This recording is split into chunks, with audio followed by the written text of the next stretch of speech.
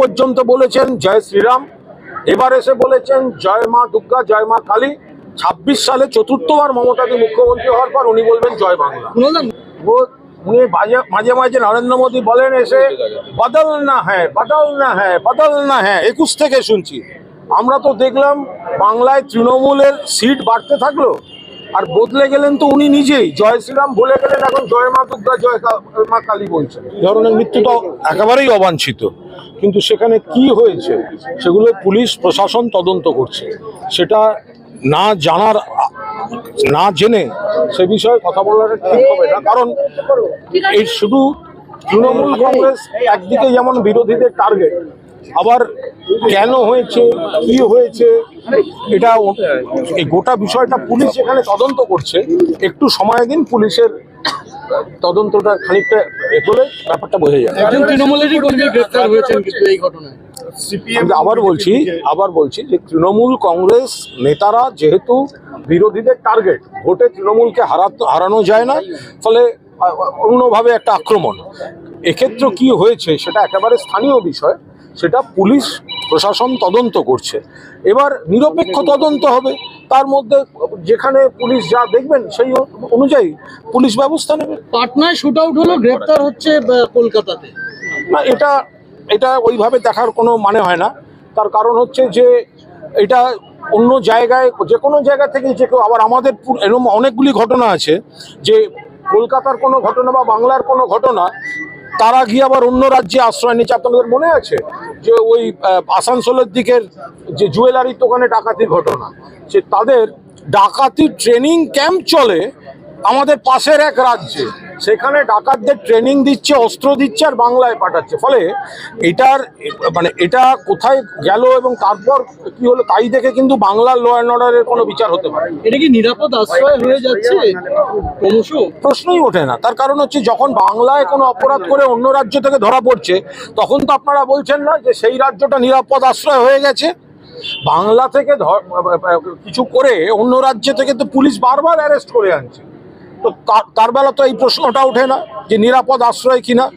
যখন আগরতলায় স্টেশনে ধরা পড়ে রোহিঙ্গা অনুপ্রবেশকারী, তদন্তে জানা যায় যে তাদের একটা গ্রুপ দিল্লি যাচ্ছিল, একটা গ্রুপ বাংলা ট্রেন ধরতে আসছিল। তাহলে সূত্রটা কোথায় হচ্ছিল আগরতলায়। তো সেগুলো বিচার না করে শুধু বাংলার দিকে তাকিয়ে দেওয়ার তো মানে হয় না। আসামের সিএম এর পরে আসামের ডেপুটি স্পিকার তিনি মুখ্যমন্ত্রী মমতা বন্দ্যোপাধ্যায়কে হাফ হিন্দু বলেছেন। অত্যন্ত আপত্তিকর। আমরা তীব্র নিন্দা করছি, ক্ষমা চাওয়া উচিত, দুঃখ প্রকাশ করা উচিত।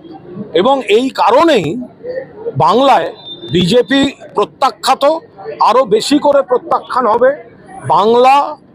বাংলা ভাষী বঙ্গবাসীকে, বাংলার সংস্কৃতিকে, বাংলার ইতিহাসকে তারা যেভাবে অপমান করছেন, বিকৃত করছেন, এবং বাংলার ঘরের মেয়ে, আমাদের ঘরের মেয়ে একজন মহিলা মুখ্যমন্ত্রীকে যে ভাষায় কথা বলছেন, এর যোগ্য জবাব নির্বাচনেই বিজেপি পাবে। দিলীপ ঘোষ আগামীকাল 21শে জুলাই তিনি শ্রদ্ধাঞ্জলি দেবেন তৃণমূলের হাতে খুন হওয়া কর্মীদের শহীদ। তৃণমূলের হাতে যে বিজেপি কর্মীরা খুন হয়েছে তাদের শ্রদ্ধা জানাবেন, শহীদ দিবস পালন করবেন। দেখুন, এটা দিলীপ ঘোষের হচ্ছে কहीं पे निगाहें कहीं पे निशाना। উনাকে একটু তৃণমূল বলতে হয়, কিন্তু ওনার গোটা রাগটা হচ্ছে শুভেন্দুবাবু, সুকান্তবাবু, ওনাদের উপরে। উনি দেখাতে চাইছেন যে উনি কিছু কাজ করছেন, আর ওনারা যারা দিলীপবাবুকে কোন ঠাসা করছেন। দিলীপবাবুর ভেতরটা বুঝতে হবে, কত কষ্টে আছে লোকটা। একটা সময় রাজ্য সভাপতি সরিয়ে দিয়েছে, কেন্দ্রীয় সহসভাপতি সরিয়ে দিয়েছে, সিটিং এমপি মিদনাপুর সিট বদল করে নিয়ে হারিয়ে দিয়েছে। মানুষটা দুঃখে আছে, কষ্টে আছে। দলের বিরুদ্ধে বললে সবাই ডাক পাচ্ছে না। ফলে দিলীপবাবুর আক্রমণটা অ্যাকচুয়ালি সুকান্তবাবু, শুভেন্দুবাবুদের। একটু তৃণমূল উনি ছুঁয়ে দেন, তার কারণ कहीं पे निगाहें कहीं पे निशाना। দেখা গেল তিনি বলছেন যে 21শে জুলাই একটা চমক থাকবে বলছিলেন, ওনার ব্যাপার, উনি কি করবেন। বলছি 21শে জুলাই কালকে আরো একটা বড় চ্যালেঞ্জ, যানজট নিয়ন্ত্রণ এবং সময় নিয়ন্ত্রণ, যা হাইকোর্ট করেছে। এটার পর হাইকোর্টকে পূর্ণ সম্মান, পূর্ণ আস্থা, হাইকোর্টকে কোনো কন্ট্রাডিকশন নয়। কিন্তু 21শে জুলাই একটা আবেগ, বাংলার বুকে সবচেয়ে বড় পরিকল্পিত রাজনৈতিক গণহত্যা। সেখানে আবেগে মানুষ যান, সেটা ওইভাবে কিভাবে মাপা যাবে সেটা পুলিশ প্রশাসন দেখছে, আর বাকিটা মানুষের আবেগ। তো তাহলে সেই অন্য রাজনৈতিক দল যখন দুম করে ধর্মতলায় কিছু ডাকে, অন্য রাজনৈতিক দল যখন বলে নবান্ন চলো, তাহলে সেগুলো তাহলে সমানভাবে বিচার হওয়া উচিত। আজকে কংগ্রেসের শ্রমিক সংগঠন তারা বাবুঘাটে বুদ্ধিজীবীদের পিণ্ডদান করলেন এবং করে বললেন যে এই ইস্যু কংগ্রেসের ইস্যু, তা তৃণমূল হাইজ্যাক করেছে 21শে জুলাই। একটা জিনিস কেউ তো অস্বীকার করেনি যে 1993 সালের 21শে জুলাই তখন কংগ্রেস ভাগ হয়নি, তখন তৃণমূলের জন্ম হয়নি। যারা গেছিলেন তারা মমতা বন্দ্যোপাধ্যায়ের আন্দোলনের স্রোতের সৈনিক, তৎকালীন যুব কংগ্রেস সভানেত্রীর আন্দোলনের সৈনিক, সেখানে অন্য কেউ ছিলেন না। মমতা বন্দ্যোপাধ্যায়ের উপর যাদের বিশ্বাস ছিল তারাই ছিলেন। আর কংগ্রেসের যারা পিণ্ডদান করছেন তারা তো নিজেদের দলের পিণ্ডদান নিজেরা আগেই করে রেখেছে। ওদের কে বারণ করেছিল? ওদেরকে শূন্য হতে আমরা বলেছি আপনারা শূন্য হন? যে দলের নেতারা নিজেদের দলের পিণ্ডদান নিজ হস্তে আগে করে রেখেছেন তাদের মুখে এসব কথা তো হাস্যকর। 26-এর আগে শেষ 21শে জুলাই মমতা বন্দ্যোপাধ্যায় ইতিমধ্যেই বাঙালি অস্মিতা এবং নির্যাতন নিয়ে মুখ খুলেছেন সরাসরি।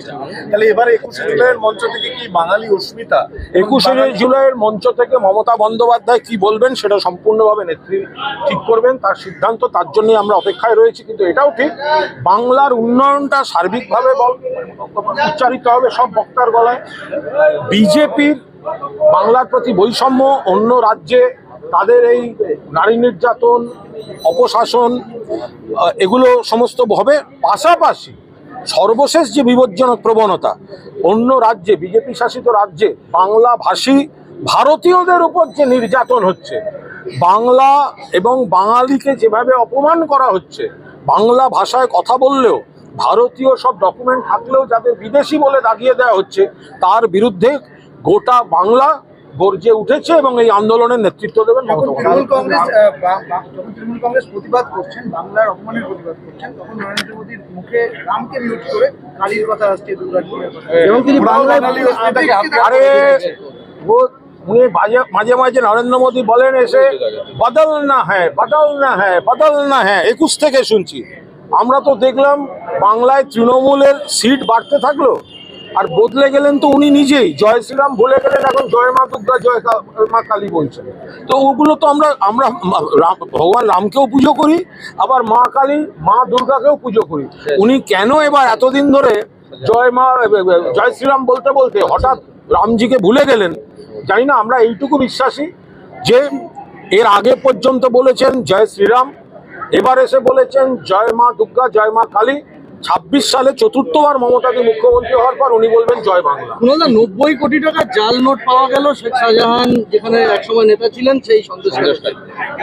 এগুলো বলতে হবে না, এগুলো বলার কারণ এটা কিছু কিছু সামাজিক, মানে কাদের কাছ থেকে হয়েছে, কি হয়েছে, হঠাৎ কার কাছ থেকে পাওয়া গেল, এগুলো সম্পূর্ণ পুলিশ বা প্রশাসনের বিষয়। এইভাবে এগুলো বলা রাজনীতির সম্পর্ক। 9ই আগস্ট নিয়ে এত আপনারা উদ্বিগ্ন? কোনো উদ্বিগ্ন না। তোমার কি উদ্বিগ্ন মনে হলো? এবং ডাক দিলেন, মহারণের ডাক। আমার একটা ছোট্ট প্রশ্ন আছে, যদিও তোমরা দেখাতে পারবে না। রক্তমাখা ব্রেকিং নিউজ, রক্তমাখা গ্লাভস উদ্ধার যতদিন ধরে দেখিয়েছিলে, যেদিন দেখা গেল যে ওটা রক্ত ছিল না, সেদিন দেখাওনি কেন? সেটা দেখাওনি কেন? ব্রেকিং ব্রেকিং সারাদিন, সেদিন দেখাওনি কেন? আমরা কোনো ব্যাপারে কোনো আমরা কোনো ব্যাপারে উদ্বিগ্ন নই।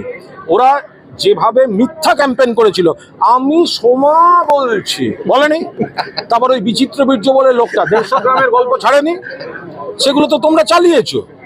তো যখন ধরা পড়েছে, বিচার হচ্ছে, তোমরা বলছো ন্যায় বিচারের দাবিতে পথে নামছে, তো মিডিয়া বলছে না ন্যায় বিচার 3টে court, trial court, high court, supreme court, তারপরে এরা বলছে ন্যায় বিচার হচ্ছে না। এটা কোনো কথা হতে পারে? এই মহারণটা কার বিরুদ্ধে? যারা কুৎসা করছে তাদের বিরুদ্ধে। এই বিজেপির অতৃপ্ত আত্মা, এই যে বাবা মাকে নিয়ে নামাচ্ছে, ঠিক আছে, বাবা মার প্রতি পূর্ণ শ্রদ্ধা, সম্মান, সহানুভূতি, সহমর্মিতা আছে, কিন্তু তাদের যে রাজনৈতিকভাবে ব্যবহার করছে, সেগুলো দিয়ে যে কুৎসা করছে। বাবা মা বলছে নবান্ন চলো, আচ্ছা নবান্ন যাবে কেন? মানে কেন? মমতা ব্যানার্জির পুলিশ তো অ্যারেস্ট করেছিল, সিবিআই আপনারা চেয়েছিলেন, সিবিআই এসে বলেছে অ্যারেস্ট ঠিক ছিল। তাহলে আপনি নবান্ন, আপনি বিজেপিকে অক্সিজেন দিচ্ছেন, আপনি সিপিএমকে অক্সিজেন দিচ্ছেন। তো এই যে কুৎসাগুলো, তো সেগুলো আমরা কাউন্টার তো করবই করবো, যে আমরা বলবো যে এখানে যা হয়েছে ঘটনা খারাপ, কিন্তু প্রশাসন যা করেছে, পুলিশ যা করেছে ঠিক করেছিল। কালকে উত্তরকন্যা অভিযানের ডাক দিয়েছেন শুভেন্দু অধিকারী সহ। তার কারণ ওনার কেন্দ্রের বিরুদ্ধে আর প্রশ্ন ওঠা প্রশ্নগুলোর উত্তর দেওয়ার নেই বলে।